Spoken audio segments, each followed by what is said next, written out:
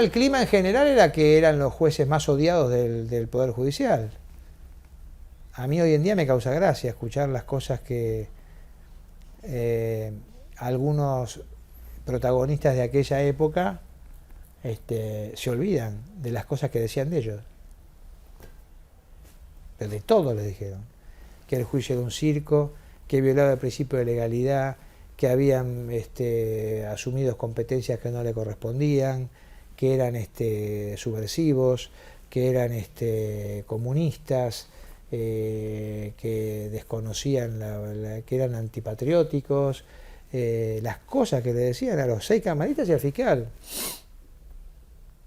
Y eso provenía de adentro del Poder Judicial.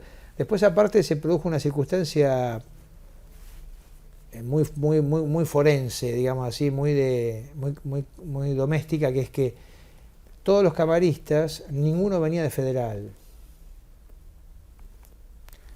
Es decir, no eran NIC, no eran nacidos y criados. Entonces, Ledesma era juez de instrucción, Jorge Vargas era juez de instrucción,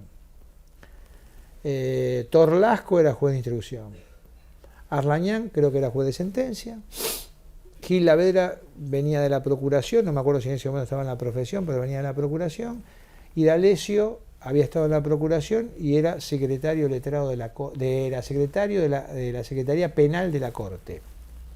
¿Sí?